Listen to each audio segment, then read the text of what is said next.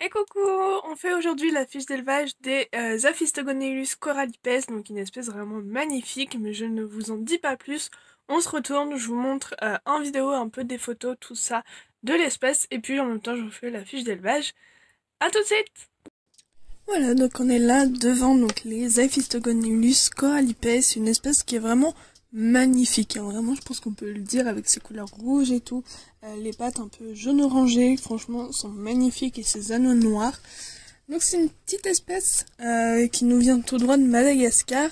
Voilà, cette petite île qui regorge plein de bêtes absolument magnifiques. Peut-être qu'un jour je vous ferai une vidéo dessus, n'hésitez pas à me dire en commentaire si ça vous intéresserait. C'est une espèce qui est pas très grande, là je sais pas trop si on arrive à s'en rendre compte sur ma main, mais elle fait environ 10-13 cm. On verra qu'il y a une petite différence entre le mâle et la femelle, après je filme quand j'ai les deux dans la main, et on voit qu'il y a une légère différence de taille, voilà, plutôt légère, hein, mais c'est pas une très très grande espèce. On va tout de suite parler de son alimentation, parce que c'est quand même une alimentation un peu spéciale, même si elle reste détrivore, etc. Généralement, on conseille d'ajouter un peu de fruits et de légumes, mais cette espèce, en fait, n'en mange pas vraiment. Voilà, elle aime pas trop. Moi, j'ai testé plein de choses. À part la carotte, il n'y a pas grand-chose. Et encore, ils y goûtent, et puis voilà, ils finissent jamais les petites rondelles que je leur mets dans leur bac. Donc du coup, on conseillera plutôt un substrat vraiment assez riche. J'en parlerai un petit peu plus tard de la composition du substrat.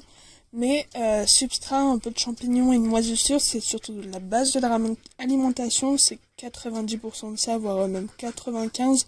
C'est vraiment les fruits et légumes, ça marche pas vraiment. Là, on va parler un petit peu du terrarium, donc de l'aménagement, de la taille minimum, etc.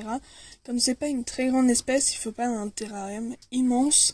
On conseille à peu près un 40 de long par 30 de haut par 30 de large. On fait tout simplement les 40 de long pour qu'ils puissent un peu se déplacer, etc. Les 30 de haut parce qu'il va falloir mettre environ 20 cm de substrat pour qu'ils puissent creuser, pour pondre, pour muer, pour dormir. Pour leur propre consommation, il faut un bon 20 cm de substrat. Si vous pouvez plus, c'est génial. Si vous pouvez moins, ça va être un peu plus compliqué.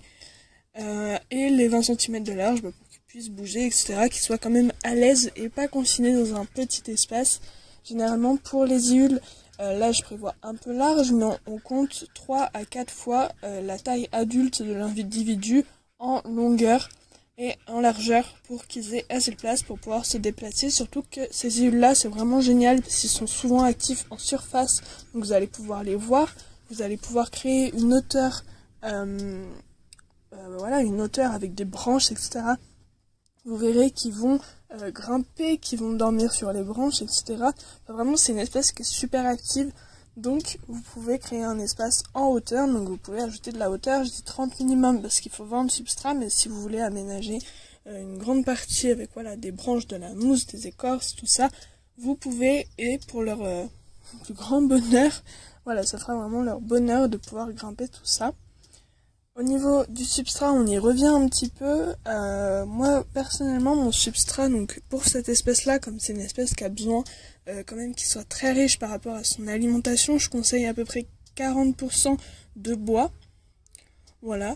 Un petit 50% de feuilles. Donc comme ça, il y a vraiment une bonne teneur en bois et c'est vraiment très riche.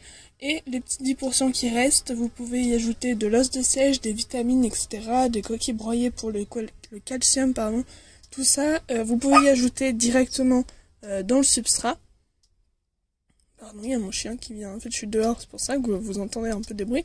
Mais voilà, pour le substrat, vous pouvez ajouter des petits trucs vitaminés, tout ça, qu'on trouve dans le commerce. Voilà, pour faire vraiment un très bon substrat, étant donné qu'il mange peu de fruits et peu de légumes. On va maintenant parler humidité, parce que c'est quand même un critère important avec la température. Pour l'humidité, c'est environ 70 à 80%. Vous mettez tout simplement un côté du terrarium avec de la mousse, un côté sans. Comme ça, le côté avec de la mousse gardera très bien l'humidité. Pour la mousse, c'est parfait. Voilà, c'est dans la moyenne à peu près de tous les iules, mais c'est important de faire un côté mousse, un côté sans mousse. Pour la température, on a une température ambiante entre 22 jusqu'à plus de 30 degrés, une moyenne de 20-24, c'est vraiment parfait pour cette espèce-là. Et puis on finira par une petite touche reproduction parce que c'est vraiment une espèce qui est extrêmement difficile à reproduire. L'accouplement c'est pas rare, mais par contre l'aboutissement avec des gènes etc. ça l'est un peu plus. Donc si vous voulez cette espèce là, attendez-vous à soit ne pas réussir la reproduction, soit avoir très peu de jeunes. Voilà, moi ça fait bientôt 1 an que j'élève cette espèce, c'est une espèce magnifique mais qui a des besoins particuliers, donc j'espère que cette vidéo elle vous aura aidé et je vous dis à très bientôt dans une prochaine vidéo. Salut!